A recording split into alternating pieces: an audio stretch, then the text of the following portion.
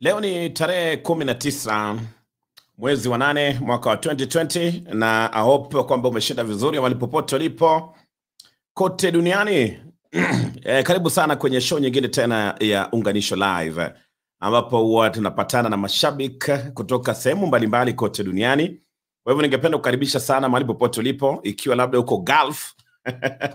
Unajua wengi ambao wanaingia hii show mara nyingi na ambao kwamba wanatoka Gulf. Kwa hivyo watu wa Gulf ningependa kuwakaribisha sana.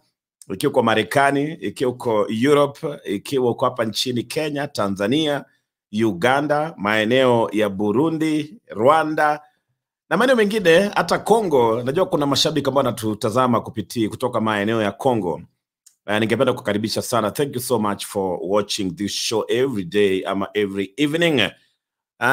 Kama kawaida siku ya Wednesday huwa ni siku ambayo tunawapatia nafasi mashabiki pia waweze kuzungumza na kuchangia mijadala hapa kwenye show. Lakini kwanza kabisa ningependa kukaribisha mashabiki, kwa sababu naona wengi tayari wako kwa comment section pale, wangependa kuingia kwa show. Kwa hivyo ningependa kukaribisha sana watu wa comment section. Karibuni sana. Naanza na huyu Jen Joseph anasema Gulf family. Haya, Victor Jabuto anasema niko poa live from Doha, Qatar. Gidi, asante sana, nimepokea ujumbe wako hapa kwenye YouTube. Teresia Kimani anasema karibu Gidi. Asante sana Teresia, thank you so much. Monde Mleko anasema tupo ndani Gidi. Huyu yuko kwa YouTube, anatazama show kupitia YouTube. Kuna Mash anasema Team Gulf show ni yao. Haya, huyu yuko Facebook anatazama show pale. David Abuga anasema anataka kuunganishwa. Karibu sana. Salio Kumu anasalimia Olivia. Nafikiri kwamba amemuona pale kwa comment section. Karibu sana. Dishon anasema tuned in. Huyu anatutazama akiwa kwa YouTube pale. Asante sana. Gidi ulinibo, mimi sijablock mtu yote jamani. Hakuna mtu ambaye ameblokiwa. Kwa hivyo usilalamike. Na kama uliblokiwa wakati wa show, ilikuwa labda ulikuwa umezuia watu kuingia kwa show, ikabidi utolewe. Kwa hivyo usiwe na wasiwasi. Kila show inapoanza, wote ambao wamewekwa kwa quarantine huwa wanatolewa. Kwa hivyo hebu angalia nini yako kwanza kabla ulalamike. Lakini karibu sana. Alafu naona OCS anasema tuned in. Nafikiri kwamba anasema kutika. Karibu sana. Aha. Jen, unasema jana kuliendaje? Kwani haukuwa kwa show jamani, ama unamaanisha nini? Hebu andika ujumbe wako in full. Wamboi favored na tayari umetokea fire. Hii ni fire ya mapema. By the way, talking of fire, nilikuwa nimesema kwamba ikiwa uko kwa app na tayari umepata fire, hebu nipigie screenshot nitumie ujumbe ili nikupatie airtime. Bado nina airtime nyingi, na jana baada ya show kuna watu wengi ambao niliwapatia airtime na hata wajanirudishia shukrani, wajasema thank you. Na ngojea message zenyu wale ambao tayari wamepata fire. Ikiwa uko kwa app na tayari umepata fire, nilikuwa nimesema piga screenshot kisha unitumie message. Nitumie message ili niweze kupatia zawadi pale, kwa sababu napeana airtime kila siku hapa kwa lucky winners, watu 20 lucky winners ambao tayari wamepata crash ama fire kwa app. Kama umepata crash ama umepata fire kwa app, hebu piga screenshot kisha unitumie WhatsApp sasa hivi kwa hiyo namba nikupatie airtime. Bado na airtime nyingi sana. Boxi kama ngapi? Hizi ni boxi za airtime nataka kupeana. Kwa hivyo leo lazima nipeane, kesho pia napeana. Kwa hivyo tafadhali airtime ya Safaricom. Kwa hivyo tafadhali, ikiwa umepata fire kwa app, piga screenshot kisha unitumie message, unitumie WhatsApp kwa hiyo namba ambayo nimeweka pale ili niweze kukupatia airtime pale. Hivyo hiyo acha niweke kando nikikaribisha mashabiki. Na asante sana wote ambao tayari wameingia hapa kwenye show. Haya, na kuna baadhi ya wale ambao tayari wako hapa backstage. Ningependa kukaribisha. Na wameingia chap, lakini kuna mmoja anaitwa Lucy Kamau. Ameingia lakini amezima video. Kwa hivyo namuondoa. Tafadhali ukiingia kwa show usizime video Lucy, unless kama bado huko. Amejiondoa mwenyewe. Kwa hivyo acha nimuondoe backstage asizuie wengine. Pole sana.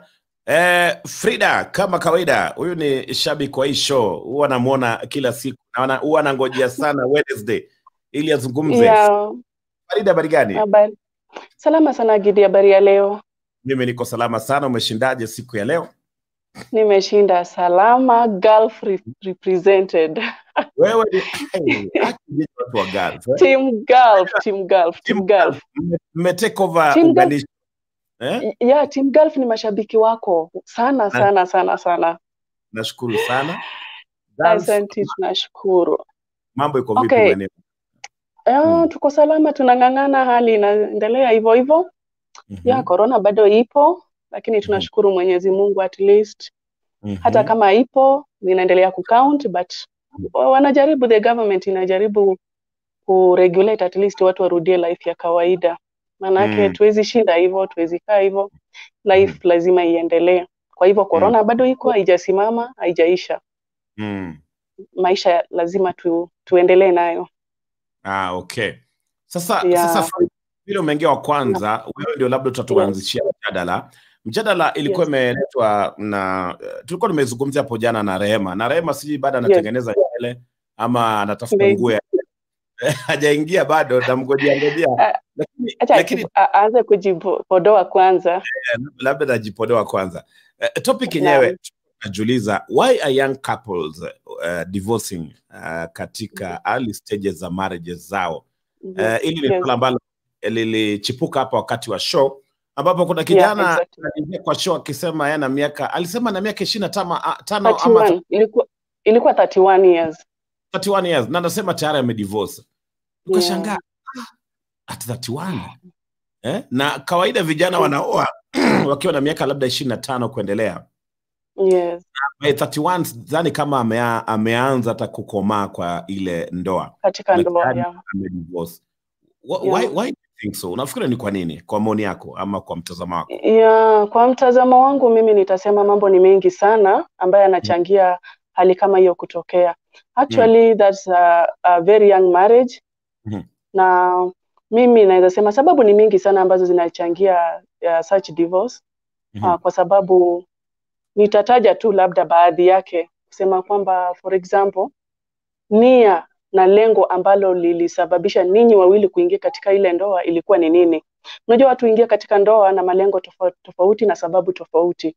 Sasa unapata for example nipeane like kama uliingia katika ndoa kwa kutumia kisingizio fulani, kwa mfano umekuwa katika mahusiano alafu umepata ujauzito wewe kama mwanamke na mngali katika hali ya mahusiano, alafu yani tuseme hiyo mimba ndio imelazimisha nyinyi wawili kwanza kuishi kama mume na mke, unaona?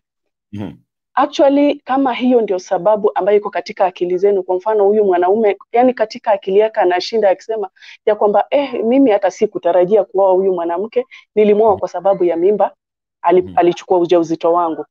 Hiyo inaweza kuwa ni chanzo, kwanza inakuwa sababu kuu ya huyu mwanaume kujitoa katika hiyo ndoa kwa haraka sana, manake atakuwa ana claim kwamba hakuwahi alikupenda but hakutarajia kukuoa, unaona? Another thing ni wakati ambapo nyinyi wawili, wewe kama mume na wewe kama mke, ama katika hali ya relationship, huenda nyinyi hamjajuana vizuri. Katika hali ya urafiki hamjajuana vizuri. Mimi kama mwanamke nikikuona, maybe nimeona uko mtu ambaye uko matured, uko mtu ambaye uko like mimi kwangu naona uko ready, but wewe mwanamke wewe mwanamume haujadhibitisha kwamba you are ready. Sasa tunasukuma, inakuwa ni kama ni lazima. Alafu kuna sababu nyingine, wazazi. Unapata labda wazazi ndio wamekusukuma kwamba huyo msichana ni mzuri ama huyo mwanaume ni mzuri, usimwajani. Umesukuma kwa sababu zao ambazo labda nyinyi hata kama watoto mwezi mkajua, unaona? So hayo mambo yote yanachangia. Hii ndoa itafika mahali lazima itakuwa na misukosuko, itakuwa na lazima divorce itatokea. Alafu pia kuna kutokuwa na uaminifu. Huenda mlikuwa tayari, mlitarajia, like I was reading item fulani katika nini ya Kenya kwamba kuna ni mtu ambaye ni mashuhuri kabisa akasema yeye ali break up na mume wake ambaye angekuwa mume wake after a traditional wedding. Akapeana reason kwamba ati yeye aliona alikuwa heartbreakiwa before na sasa akaingia kwa hiyo relationship tu kwa haraka, ingine relationship ya pili kwa haraka, na wakaenda to that extent. Sasa akafika mahali akanotice kwamba nimeingia kwa haraka sana, na already umefika tu introduction, wamefanya that traditional marriage, na akajitoa, akabreak up na huyo mwanaume. You see, sasa vitu kama hizo zinachangia hizo divorces kuwa mingi. Alafu pia so hayo mambo huchangia kwa wingi na inafanya ndoa nyingi ambazo kwa sasa tunaona, especially kama wakati wa sasa, divorce ni nyingi sana. Alafu plus economy ya saizi pia inachangia. Mtu anakaa na mtu anaona ai, mtu atatuendelei, anajitoa kabisa yeye mwenyewe. Leta shabiki mwingine naona ameingia, Ondiek Odhiambo. Odhiambo, karibu sana kwa show. Karibu sana.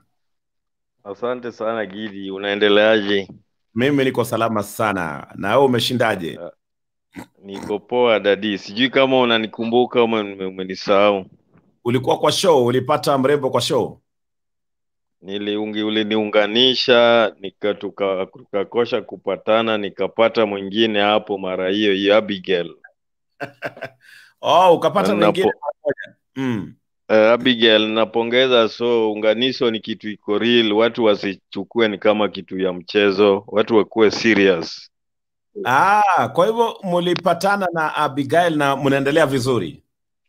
Hata tunapanga marriage, tukienda Kenya ni kuoana tu mzee. Wewe. Yeah. Asante sana. Mimi sina maneno, hiyo tu. Wewe umekuja tu kurudisha shukrani ni shukrani tu dadi. Thank you. Pongezi sana. Okay. Thank you. Next time mwambie pia ingie kwa show ili tuweze kumtazama. Siwezi kumbuka ilikuwa tarehe ngapi mliunganishwa? Ilikuwa tarehe ngapi hivi? Tarehe 15 June. Tarehe 15 June. 15th June. Lazima nirudi kwa hiyo video. Iko kwa YouTube, najua iko kwa YouTube channel. Hapo nitakuwa naenda kutazama. Lakini bwana Ondiek, nimeshukuru sana Gidi. Thank you so much. Thank you so much. Asante. Leo pia ni siku congratulations. Siku ya ushuhuda pia. Ikiwa wewe pia unaweza kupata mrembo kupitia hii show, ama umepata mwanaume kupitia hii show, ama labda kwa app na ungependa labda kutoa ushuhuda, pia na kupatia nafasi waweza kuingia live wakati wote ili uweze kuzungumza kama vile bwana Ondiek ameingia pale. Nilikuwa nimeona Rehema hapa lakini amepotea. Rehema labda kwa amemaliza kujipodoa, labda amerudi kujipodoa. Acha ajipodoe, anakuwa role model wa wanawake. Haya. Kuna baadhi ya mashabiki wengine ningependa kuwaleta. Huyu anaitwa Yohana. Yohana, habari gani? Mzuri, habari. Salama. Naomba uzime TV hapo kando tafadhali. Hebu uzima TV. Kuna chombo ambaye anatoa sauti hapo kando. TV manini? Naomba uzime kwa. Yes. Unanipata? Habari ya siku. Mimi nakupata mzuri kabisa. Mimi nakaa fasi wanaita Sweden. Unakaa wapi? Sweden. Unakaa Sweden. Okay, ungependa kusema nini? Sweden. Ungependa kusema nini? Kitu chenye mimi nataka ongea. Ni ngambo ya maunganisho. Wakati tunaona maunganisho, tunaona watu wa mingi wanaingia mumizaha, inakuwa saa watu wenyewe wako serious. Kitu chengine wenyewe wanaendaka kushow, mbona mimi naona wote ni wasomi. Kwa nini wa maskini hawezi ingia kushow? Kila mtu wote ni msomi. Wasomi ndio nyonyesha kosa wa bwana, ndio nyonyesha kosa wa bibi, ni jua nini?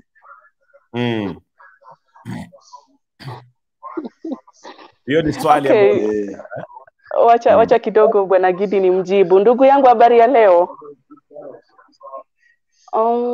Mimi ningependa kukujibu hivi. Upande wa show si kwamba wenye wanaingia ni wasomi peke yao, hapana.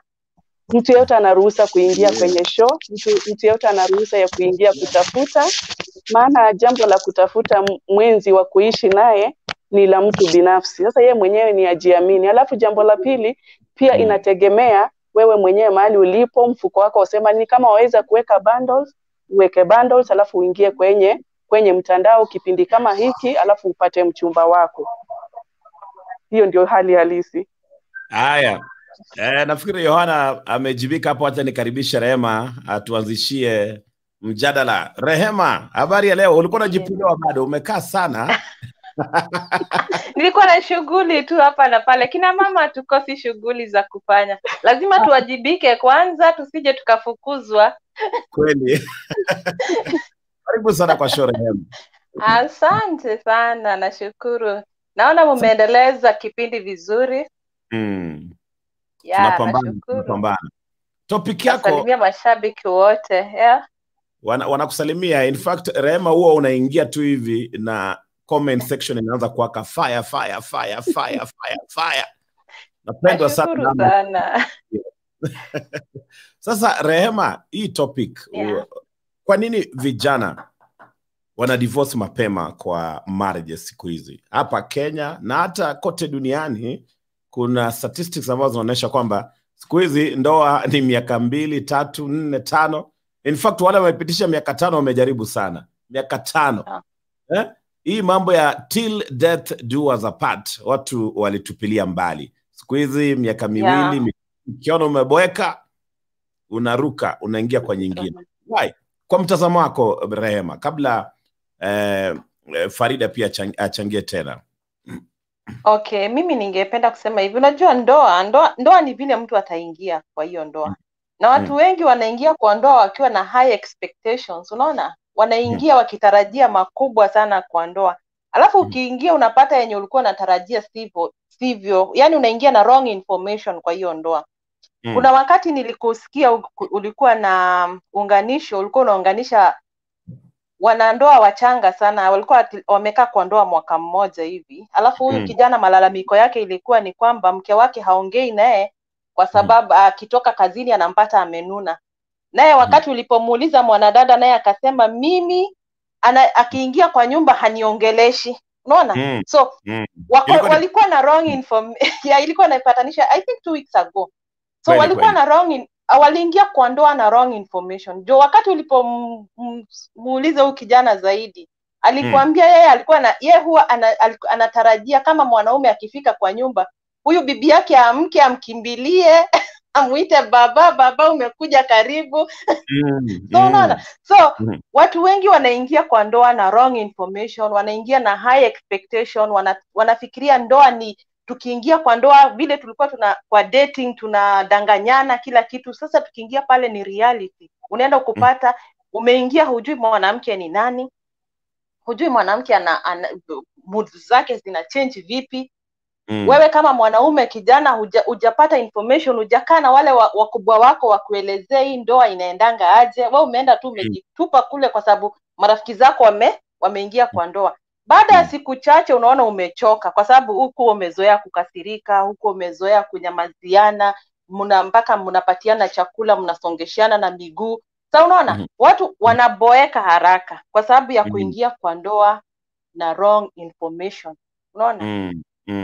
Mimi I think hiyo ndio kitu inasumbua wa vijana siku hizi. Unajua mbeleni wasichana walikuwa wanatayarishwa kutoka ukiwa mtoto mdogo, unatayarishwa ati kuna siku itafika utaolewa. But nowadays hatutayarishi watoto wetu hivyo tena. Sasa sisi tunawahimiza kusoma, kujisimamia kivyao, wajitegemee. Yaani hii part ya ndoa tuliiondoa kwa maisha ya wanawake kutoka akiwa mtoto mdogo. Ndio mimi I remember nikiwa mtoto mdogo tangu nikiwa kadogo kabisa hivi.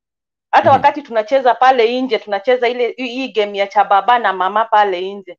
Unaona mtu anataka mimi nitakuwa mama. Yaani mnaanza kupractice mkiwa wadogo bado. Lakini siku hizi hata hizo games za baba na mama hakuna, watoto hawachezi tena. Watoto wanacheza computer games, Candy Crush, nini mambo kama hizo Na je, labda Rehema, huenda hii ndio imeingiza machungu kwa baadhi ya wanadada, kwa sababu mimi wanasoma kwenye mtandao, kwenye internet, vile some women wanaandika mambo yao. Nasikia mtu anasema all men are dogs ama men are trash na vitu kama hivyo. Huenda ni hayo machungu ndio imechangia wanawake kufa moyo na kuamua kwamba sasa hata mambo ya wanaume wataki tena na mambo kama hayo. Unapata mtu msichana hata wa miaka 25 tayari anasema all men are dogs. Kwani at 25 umeona mbwa ngapi jamani maishani mwako? Nasema men are trash. Sema wanaume takataka na mambo kama hayo. At 22, 23 msichana mdogo ambaye anafaa kuwa anatayarisha maisha yake kwa ndoa ili aanzishe ndoa na familia, tayari amechoka na wanaume. Is that the reason? Na ni kwa nini? Yeah, it could be the reason. Unajua, at 22 mtu hafai kuwa amechoka, but kuna hii dhana ya watu wanasema wanawake ni wengi kuliko wanaume. So unaona?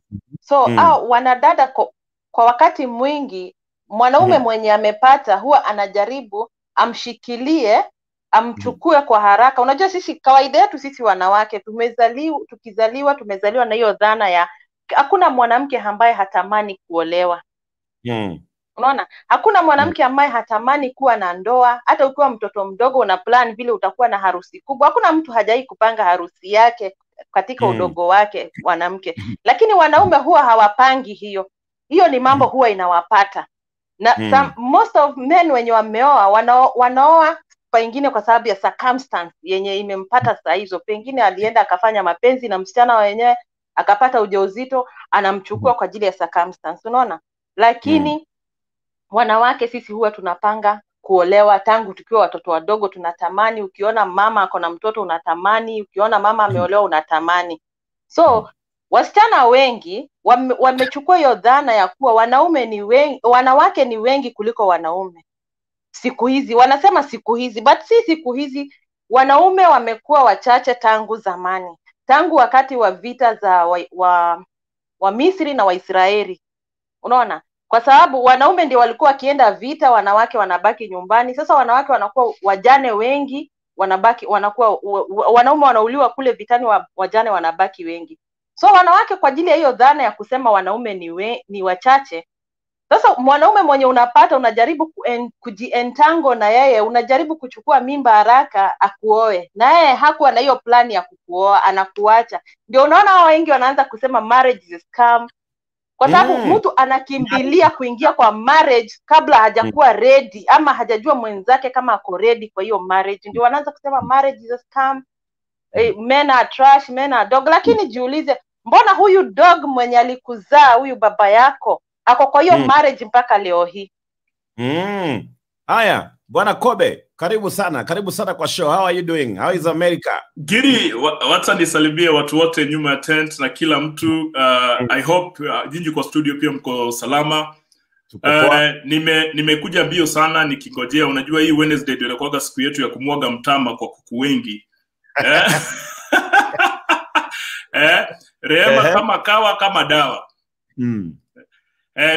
Mimi wacha nichangie kuhusiana na ile mada ambayo Rehema alileta jana, ambayo ulileta jana na uliambia Rehema itakuwa ni mada ya leo. Unajua the only problem na nyakati zenye tuko, na mimi huambia watu nyakati zenye tuko, it is one of those trying times ambayo maisha inakimbia mbio sana.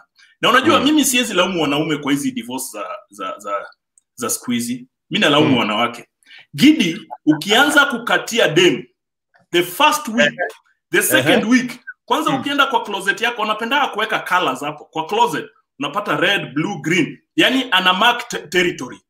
Yeye akishaingia hapo ndio sasa anaanza kutengeneza territory yake. But you see, kitambo relationship ilikuwa inakaa. Unaweza kaa na mtu hata for 3 years, hamjata ishi pamoja, mna court, mnajuana. That is enough for you to know this kind of a person. But siku hizi, wiki ya kwanza, wiki ya pili, bag. Wiki ya tatu, ameleta vitu zake. Wiki ya 4, sasa yeye hapo ndio kwake. Na unajua, unapata mwanaume hajajitayarisha. Na labda mwanaume pia alikuwa na bahatisha. Unaona? Unaingia huko, sasa hautaki mwanaume afanye A, B, C, D. Hapo ndio mwanaume anasema sasa nimepimiwa hewa.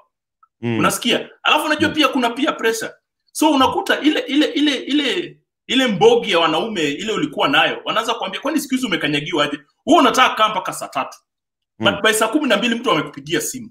Unaona? Wewe hauko umejitayarisha. Unafika mahali unasema hii siwezani nayo.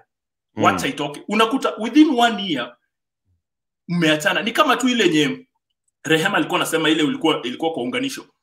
Wewe umeingia kwa nyumba, mtu ameanza kununa, wewe unanuna. Hamjamaliza hata mwaka moja, mmeanza kununiana. Ukiuliza huyu ako na issue yake, huyu ako na issue. Wewe unafikiri wakianza kununiana for the first year, wakiendelea si wataachana katikati? So unakuta those kind of relationship. Alafu unajua siku hizi pia watoto wachanga wanaingia kwa uhusiano without knowing what they want. Kuna wale wanakuja wanataka labda anaona you are capable of providing, anataka akifika hapo anapata wewe si yule mwenye ulikuwa unajishow, unaona, anajitema. So those are the kind of issues that zina happen kwa watu wachanga. So a relationship inataka communication na time. Rema, kabla ni lete shabiki mwingine, ningependa umjibu Kobe hapo. Kobe anadai kwamba analaumu wanawake sana kwa hizi early divorce kwa marriages, kwa sababu nyinyi wanadada mkikutana na mwanamume kidogo kidogo ushaleta bag kwake, ushaanza kufanya wifi, inaitwa wifi roles.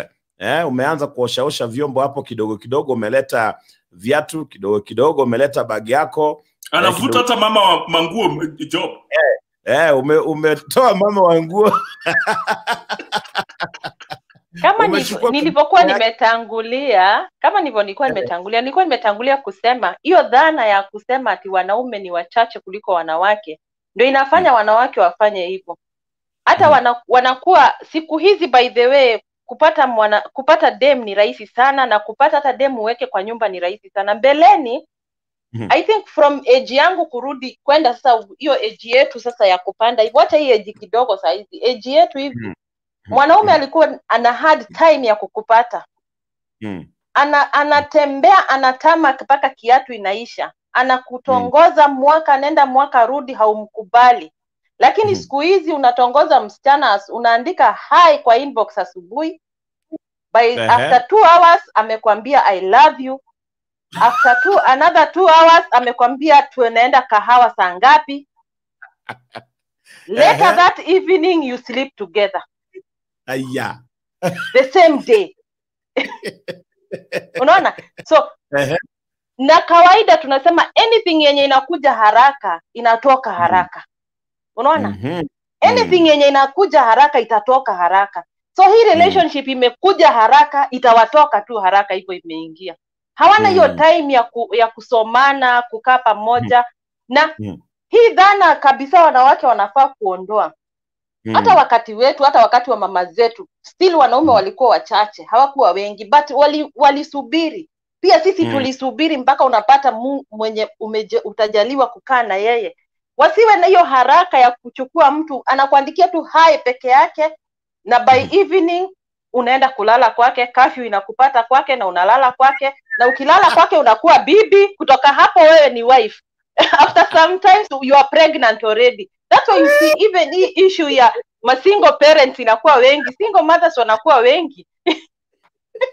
Gidi, lakini unaona kwamba peer pressure pia ndio inakuwa ni issue kubwa sana, because unakuta saa zile mwanamke anakuja anaanza kuplay hard to get kwa mwanaume, wanawake wengine wanamwambia we cheza tu na hiyo game yako, utanyang'anywa. So mwanamke anashangaa, sasa nikiendelea kuplay hard to get, niangalie huyu jamaa huyu jamaa anaweza endea mtu mwingine, unaona? So that is where the problem comes in. So hiyo principle inaangushwa chini, unaamua sasa wacha tu nifanye juu sasa nitanyang'anywa na nimempenda, unaona? Because hata mwanamke akuchezea hard to get, alishakupenda jana. Unasikia? Hii nyingine inakuwa tu mchezo za kujifanya. But unakuta hiyo peer pressure. Kitambo ilikuwa hard to get, ndio. Vile Rema anasema kitambo ulikuwa unatembea soli ya viatu inaisha, unavaa slippers inaisha, unasikia unang'ang'ana naye. Lakini unajua hiyo bidii yako pia ilikuwa mesha ya wanawake kuona huyu jamaa anaweza endure kiasi gani.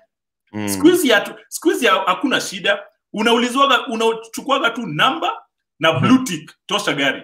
Siku hizi tu ni blue tick. Ukishatuma message blue tick tosha gari. Blue tick mara moja. Wacha nilete mrembo mmoja hapa ambaye anaitwa, nataka kuna mtu nimeona hapo ameandika ati I'm disrespecting single mothers. Mimi sija disrespect mtu. Nimesema ongezeko la single parents, single mothers inaongezeka kwa sababu most of us we women tunajiachilia sana. Tunajiachia sana. Unaenda kupata mimba na mtu ambaye hujui kama ako tayari kukaa na wewe. Unaona? There are those single mothers genuinely wamefiwa na waume zao.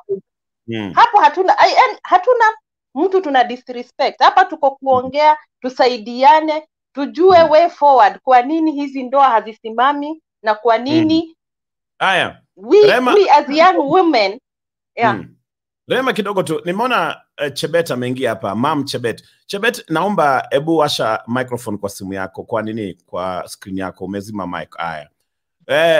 Chebet, umesikia vile Rema ameongea, umesikia vile Kobe ameongea. They're accusing you young ladies. Kwa sababu naona wewe ni young. I hope you're young, I hope you're young, Wanasema nyinyi ndio mnajipeleka kwa uhusiano, mnaharakisha, alafu kisha baada ya mwaka moja you realize that was not meant to be. Na mara moja mna divorce, na ndio maana inachangia vijana wengi ku divorce mapema. Hebu zungumza Chebet. Ni ukweli Kenya Rema amesema, it's very true. Unfortunately nilijipata kwa that same situation. I was only 20 years old. Say I'm 23.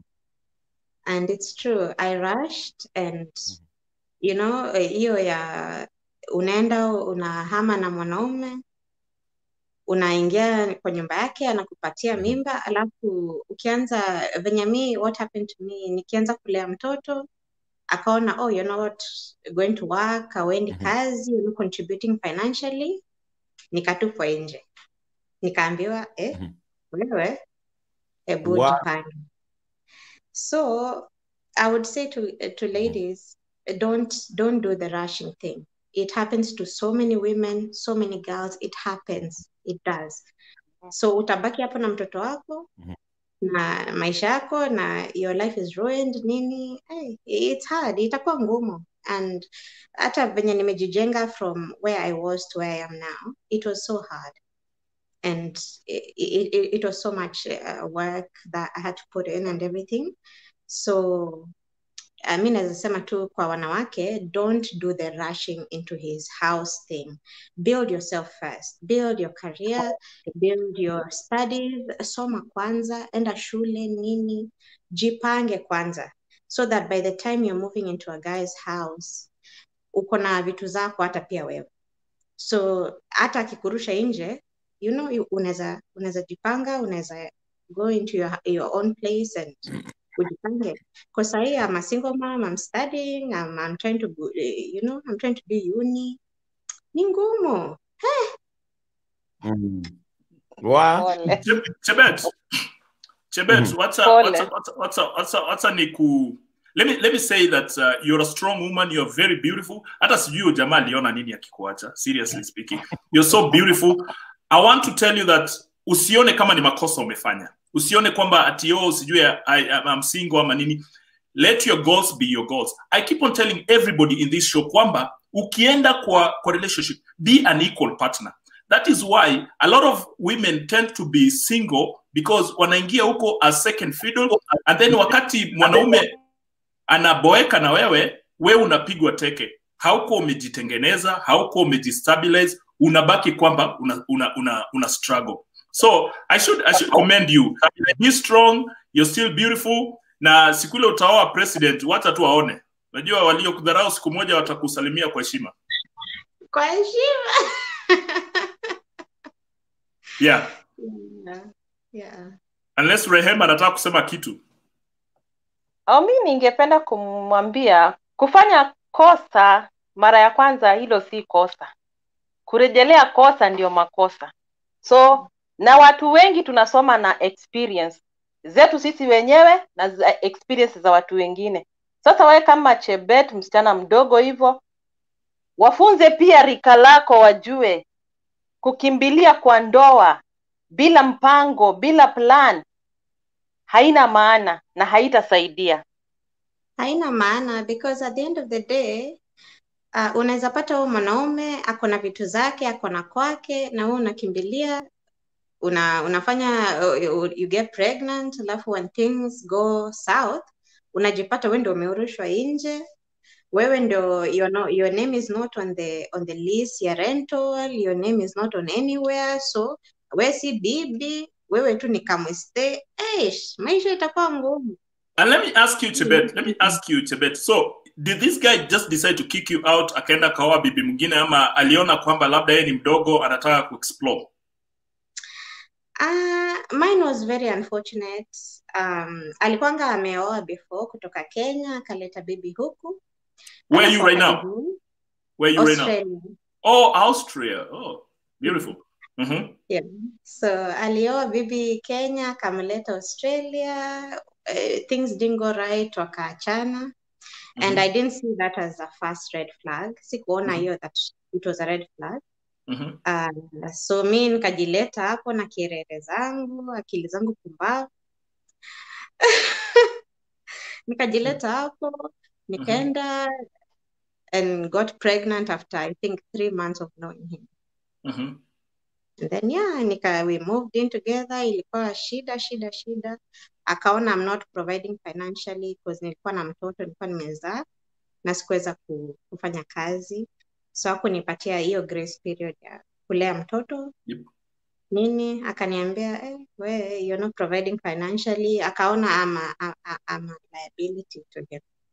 So and how did you pull out of that situation? Because I totally understand, and most people out of Kenya na wale wako seme diaspora anyway, UAE, Europe, America, South America, it's usually very hard when you're not working, especially when you're not working and you need to provide. And I totally understand that most people will even tell their spouses, and those are the biggest problem. Hiyo ndio shida, changamoto kubwa sana, because unakuta in a relationship watu wanakuja wawili, alafu wanaambiana sasa wewe tutakuwa tunakata nusu. Unajua? Alafu mtu anaona kama naweza kata nusu, sinaweza jimudu mwenyewe. Unaona? So I know the repercussion.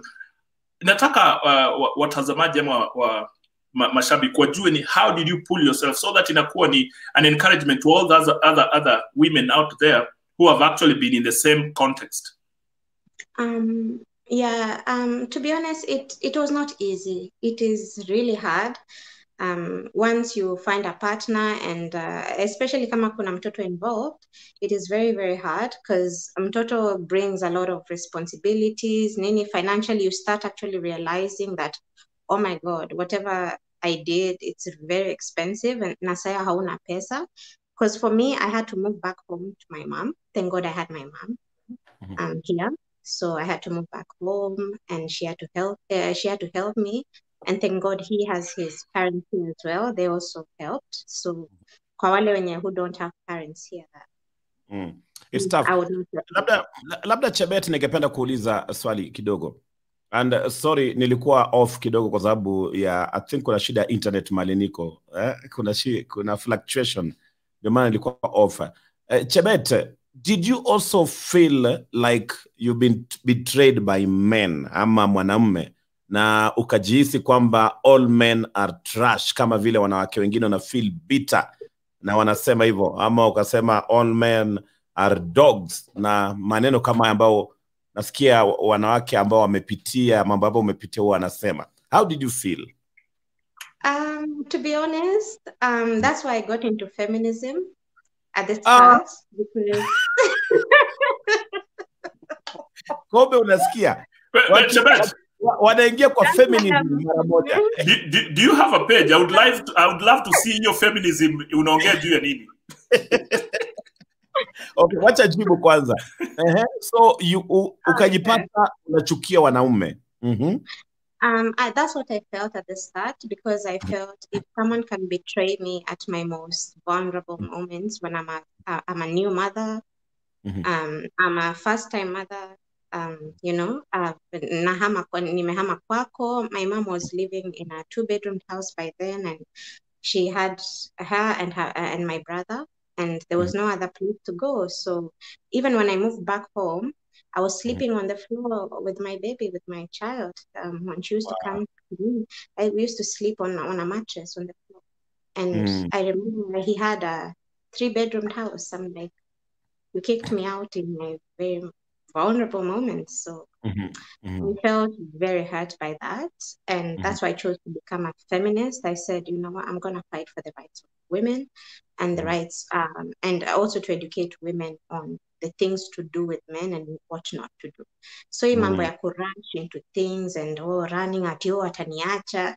At the end of the day, kama atakuacha. Na ukiwa na mtoto utawachwa. Acha tunakwambia utawachwa. So hii mambo ya kurush into things with men, especially like in this day and age, as Kobe says, you know, it's not worth it, because at the end of the day, when utalala kwa mattress, yata atalala tu kwa room yake, ako na kitanda, wewe ndio utakuwa kwa mattress kwa mama yako. It's not worth it. So this is how feminism starts. Naweza sema hivyo. Bwana Kobe. Unajua Gidi kwanza Chebet. Gidi yako na app mzuri sana, na unajua hata ukiwa feminist we still encourage you to look for your soulmate. Unajua itafika wakati you'll want somebody na utataka hiyo companion na nini. We still encourage you uingie kwa marriage, but we still encourage those people out there ambao ni wachanga, wale wanataka kukimbia kwa marriages, uambie kwamba I've done it has been this way, so I'm giving you an experience and I'm giving you ile kitu yenye mtaona kwamba mtaifanya, because when I look at you, ninaona that kind of boldness hiyo kuendelea. Kuna wengi ambao wakishaanza kututukana, na unajua mwanamke akikutukana huwezi tembea. Wanatuita umbwa, wanatuita ng'ombe, mbuzi, kondoo, mpaka sasa kila kitu kwa butchery ni wanaume. Unaona? Kobe. Ndio huyu atatuambia kweli. Yeah. Chebet, pole sana, na usiondoke kwa show. Ngoja kidogo nilete wengine kwa show ambao pia labda wangependa kuzungumza. Kuna Nelly, sijui kama baada ya kubizi. Nelly, habari gani? Umeingia kwa show. Karibu sana. Nzuri sana. Naomba waambie wenzako atulie kidogo tu. Hapana, ni mdozi wangu, my boss. Oh, ni boss wako. Lakini anaelewa uko kwa show. Anaelewa. Haya, ulikuwa unataka kusema nini? Umesikia mjadala? Nimesikia mjadala ya Rehema na ya Kobe. So nilikuwa nataka kusema, unajua okay, ni ladies wote wanakimbilia marriage, but unaweza ingia kwa relationship unakatiana na mwanaume, but the guy sometimes unaweza pata na kuambia utakuja, mimi nahitaji mtu wa kukaa. Unaona? So sometimes unaweza pata maybe okay, demo anakimbilia huko, but ajaji chunga kwanza, ajue kwanza, nipime huyu mwanaume kwanza, nijue ako serious ama hayuko serious. Unaona? Because hata Rehema anasema ukweli, ukiangalia hata kama ni uko home kwetu unapata watoto wa 15 years old wako pregnant, mtu amepata mimba, after all huyo jamaa msaidie. Unaona? But unapata mwanaume hata ukimwambia I'm still bado nasoma, na kuambia pana ukuje, mimi nataka demo ama nitakatia bishti yako. Hiyo pressure ya mwanaume, unaona? So unashinda utafanyaje? Inabidi tu demo unaingia box yani. So some ladies tunajichunga. Siku hizi unajua wanasemanga unaweka kashindano. So unafaa upime mtu, kama unajua damu yako ni ya kushika bola haraka, unaenda huko umekelea shindano. Hiyo shindano ni nini? Inasaidia. Robert, kuna maswali mengine ulizi tu bold hivyo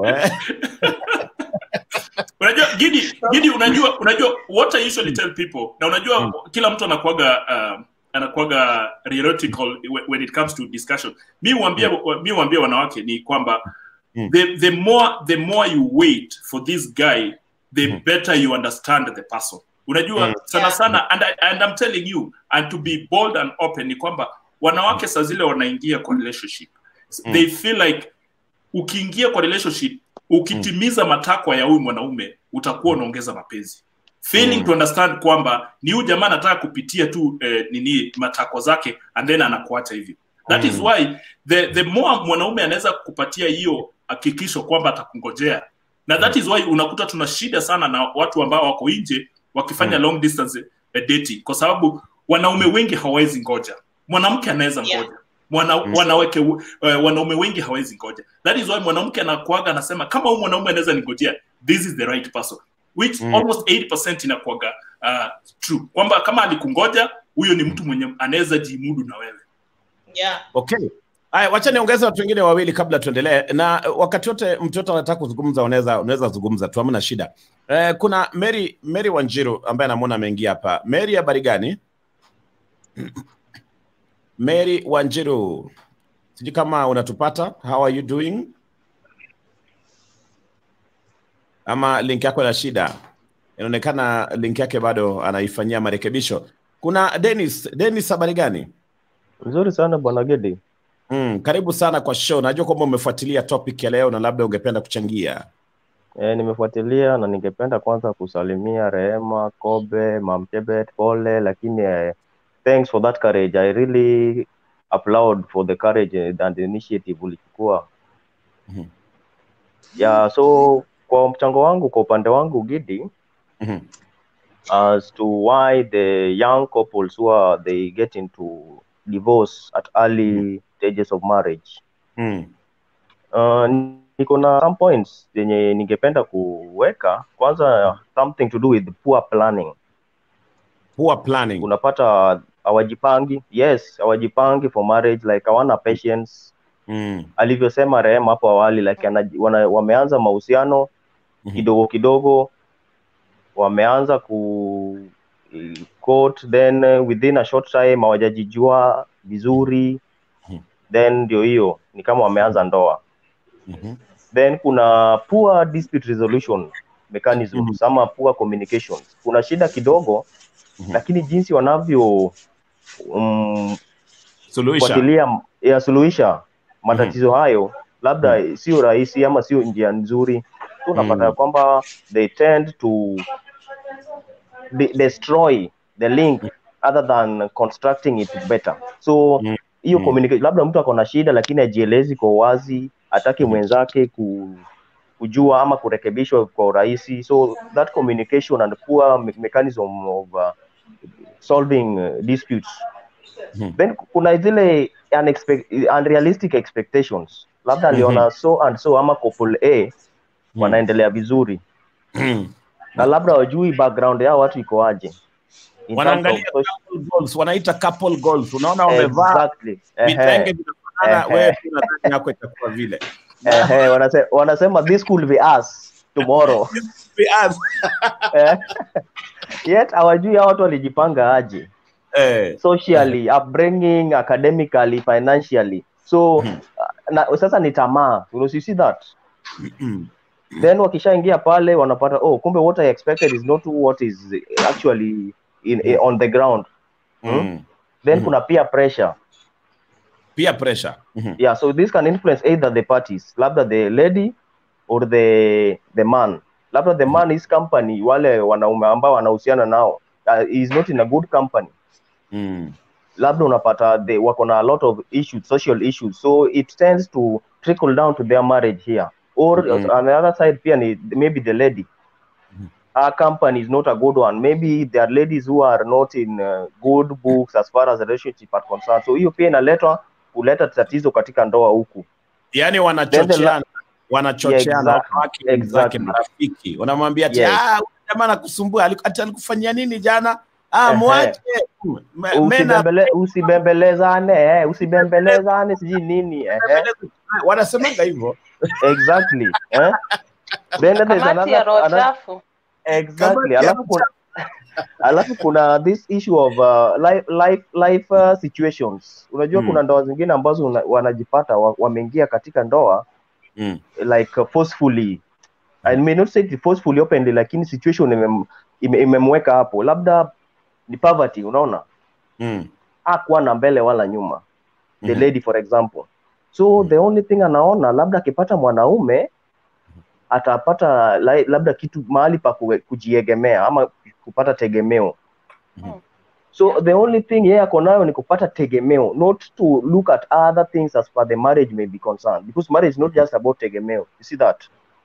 It's also about some economic development from both sides, empowerment from both sides, kujidevelop pamoja.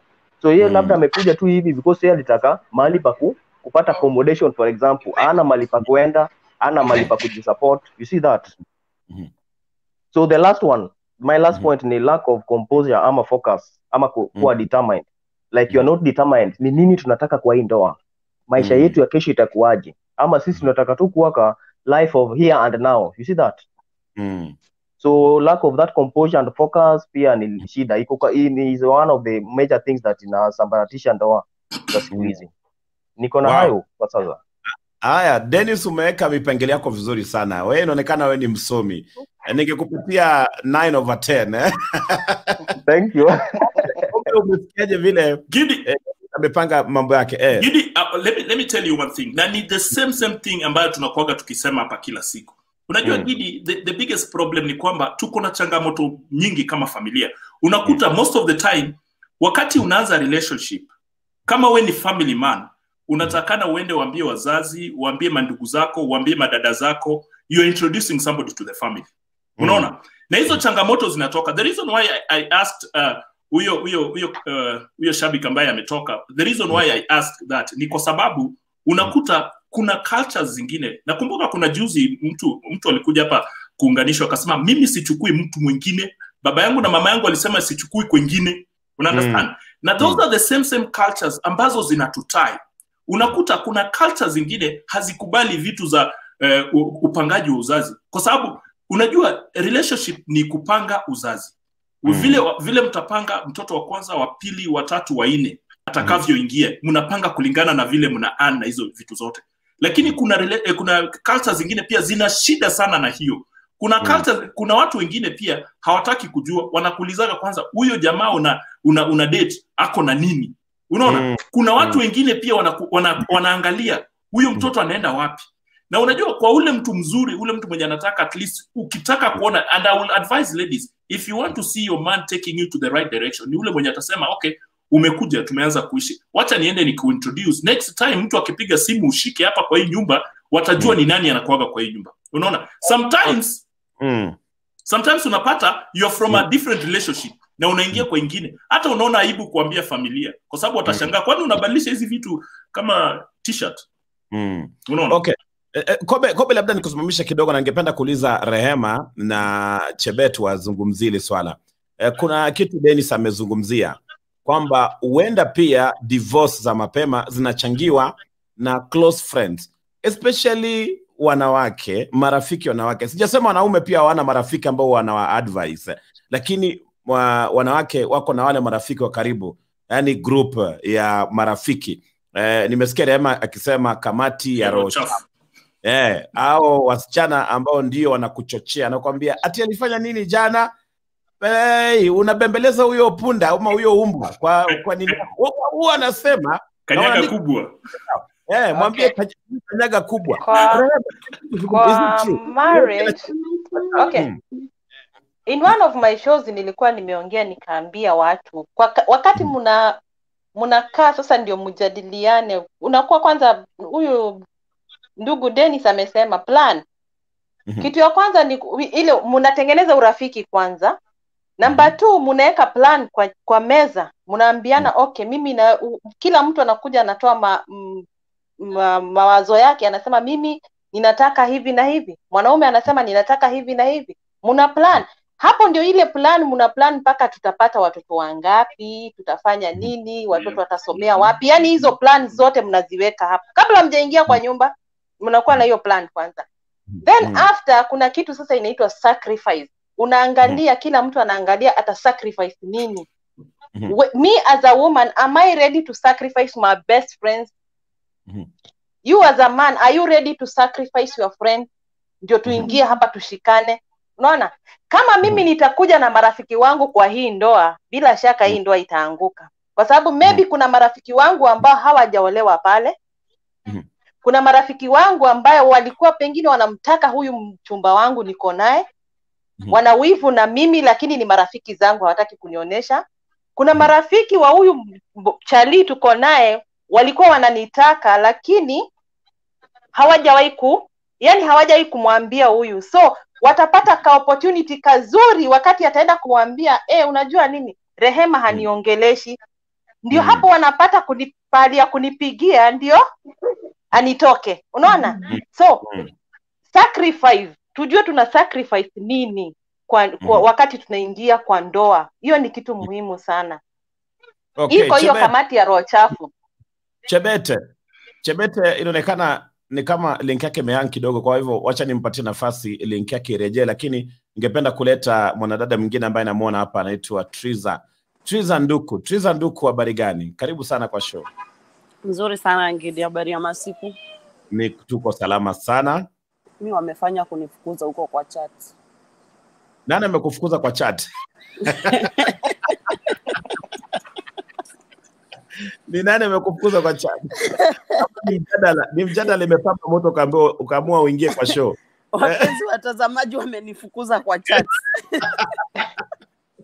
Karibu. Follow sijaingia online hii kazi nayo. Sasa mimi changu cha kusema ni me I always blame ladies Ladies wanaingia kwa ndoa bila kujua what they want. Au jarukaruka pale nje, au jakunywa kwa klabu kaenda nyumbani kama umebeba kiatu moja na mkono, you jump into a relationship. Mimi Gidi for real, mimi bwanangu tukikosana namwambianga mimi hakuna kenye sijafanya. At 21 nilikuwa nishakunywa nikaenda nyumbani bila viatu. So where are you telling me to go? I'm not going. So hiyo ndo kitu ina cost marriages nyingi. Mtu anaingia kwa ndoa within 3 years or 4 years she's already done. Ashachoka at number 1 alijump akaingia kwa ndoa.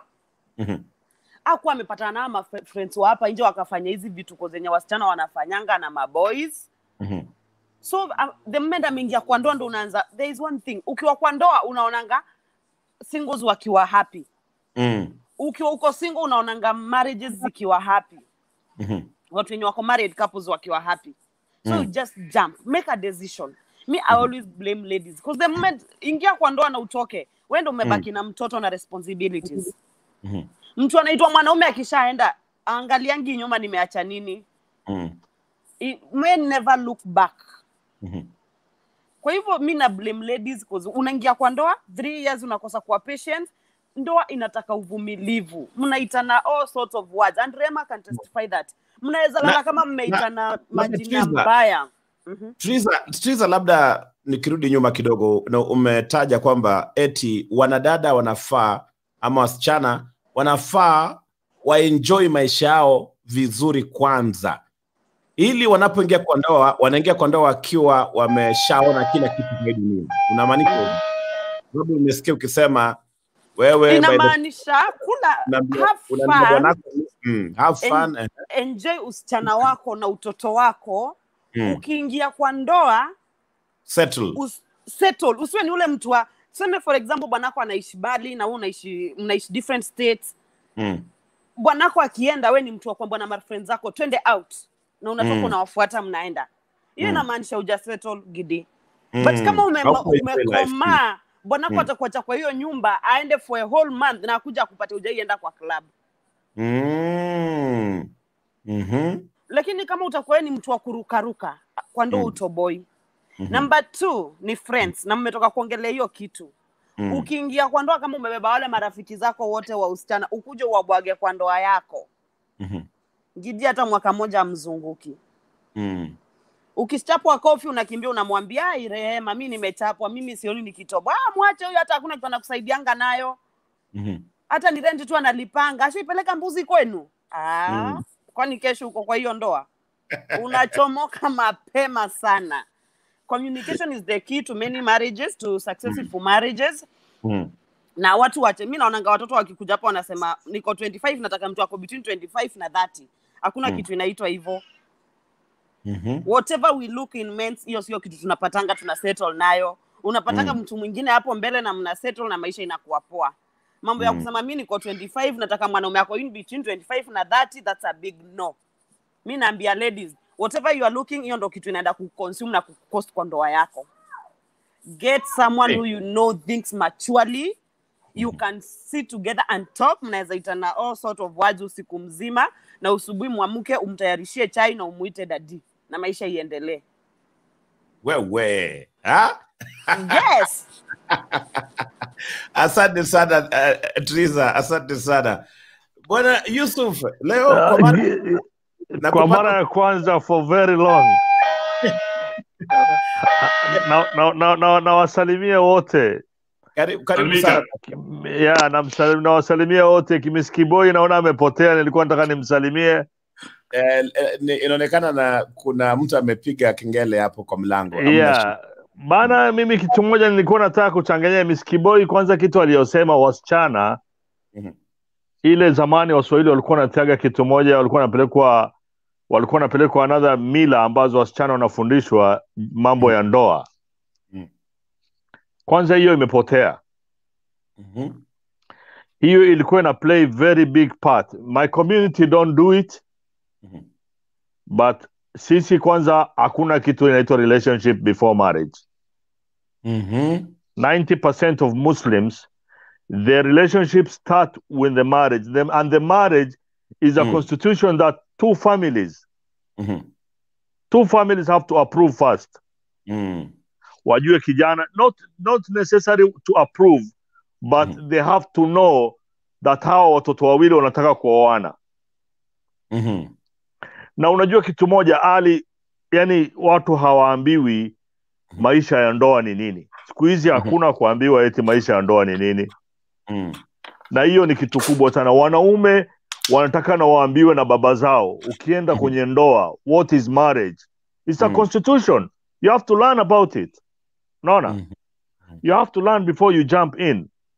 Na maisha ya sasa hivi is even harder than our parents. Maisha ya wazazi wetu kidogo ilikuwa rahisi kidogo.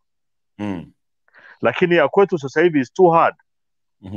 Then we have to prepare before we just jump to the marriage. Na wazazi zamani walikuwa wanafundisha. Yani Miskiboi, I'm very happy to see you. Nimefurahi sana. Asante sana. Yeah, unajua ulisema kwamba wasichana wanatakana wafundishwe before even they get puberty. Wajue maisha ya ndoa. Those are the best, those are the best practice wa families wazazi walikuwa wanafanya. Yeah, vijana walikuwa kipelekwa jando, wanafundishwa mambo na familia. Siku hizi unakuta a teenager with a teenager, baba na mama.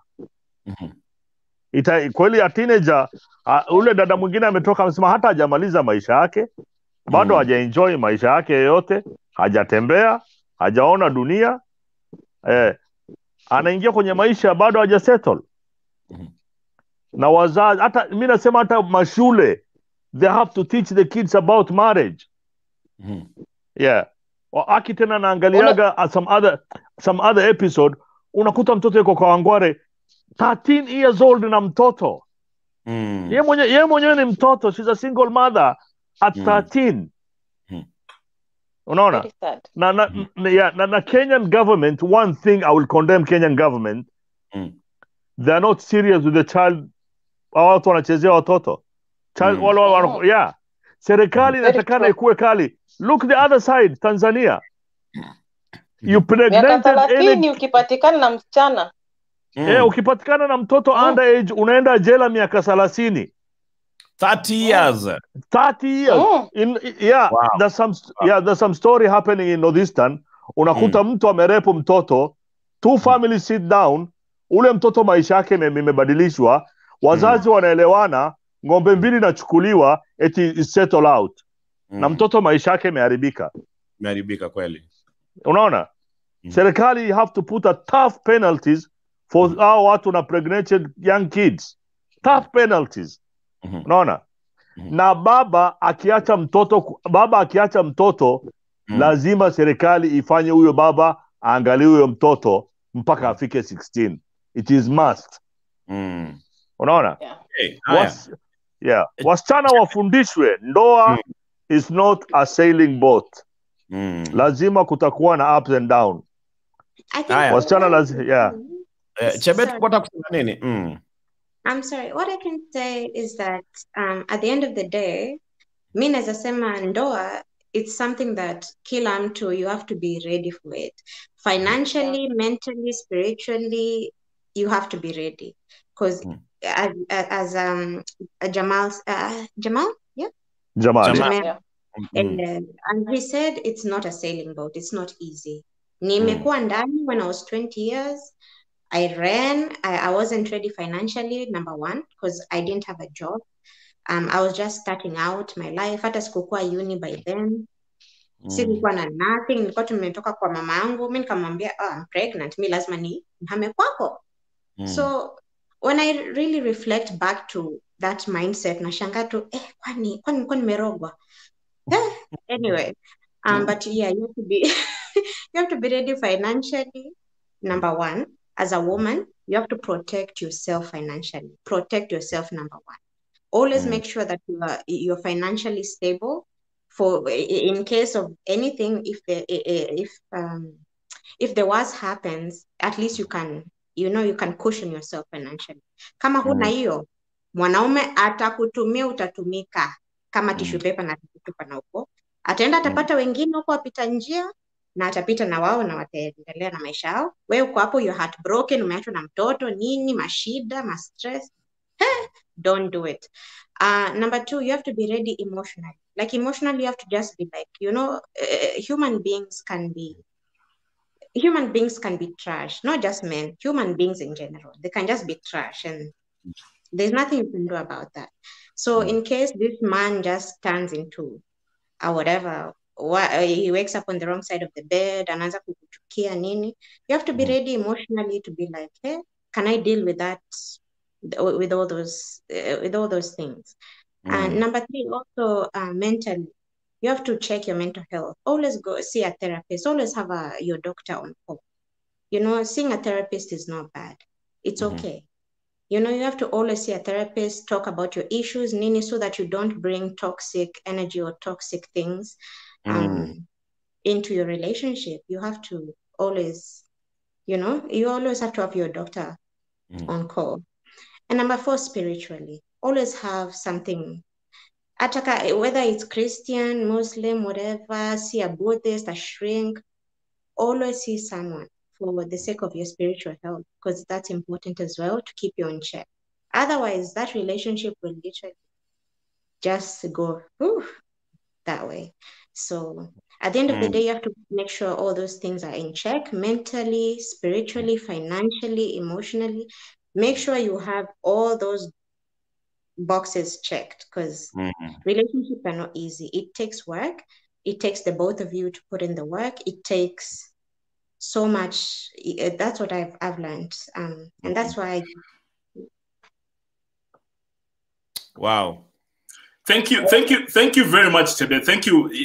Whatever umekuwa ukisema is very emotional, and I will also advise people kutoka vile umesema hivi. I'll also advise people, especially those people who feel like they're not financially stable, to actually see therapists.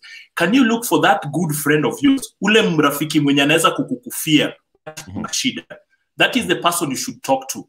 Unasikia? Because sometimes speaking out ina solve problem nusu yake, inakusaidia, unapata mtu wa kuongea nao, because we tend to feel like tuna vitu ndani yetu alafu tunakufa nao, and then unajua hapo ndio unapata blood pressure, hapo ndio unapata hypertension, hapo ndio unapata stroke. Now a lot of people even have died because they have a lot na umeshindwa kusema. And then to add on what Jamal said, unajua there are some cultures that actually wali sanctify marriage, whereby you cannot even date somebody before both parents know. The good reason about that was that both parents were cushioning.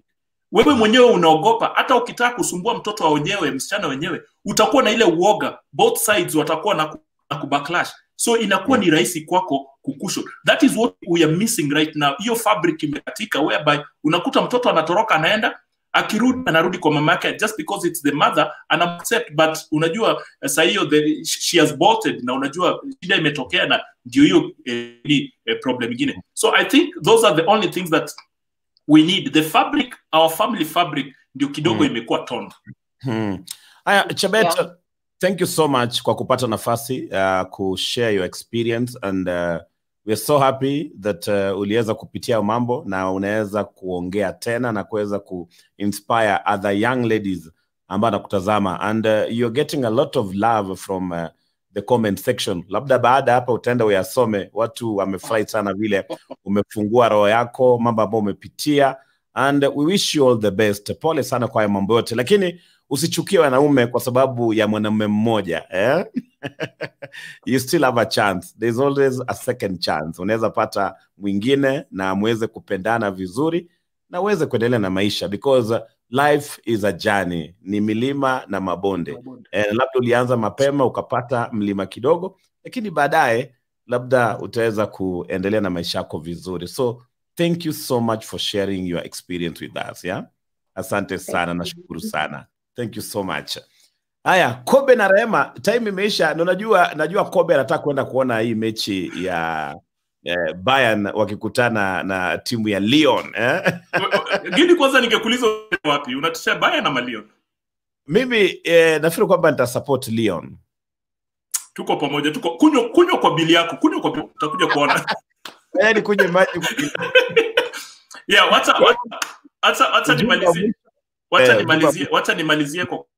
wacha nimalizie kwa kusema we have seen all these things that are happening, na tumeona hizi vitu zote na the biggest aim ya show ni kwamba tunakuja tunasemezana, tunaambia people see real things. Unajua watu saa zingine unaweza kuona shida yako Gidi, unafikiri yako ni kubwa sana, lakini ukikuja kwa show kama hiyo unapata kuna za watu kubwa zingine na they've gone through those na wamefaidika ama wame succeed. So what I should tell people ni kwamba kila kitu hauwezi, you can never succeed on anything, hata kujenga nyumba ya kuku, without a formidable foundation, a foundation that is strong, a foundation that can actually sail you through. Na pia kujaribu kuangalia, unajua wakati mtu anatafuta kitu, ukienda kwa market, saa zile unataka kununua kitu, sana mtu anatembea, unafanya market research, nzuri, hii ni mbaya, hii ni mzuri, hii bei ni gani? So I think for all the ladies, and it's all humanity, si wake peke yake wanasema sisi trash, kuna wanaume wengine wanasema wanawake nikiona no woman no cry,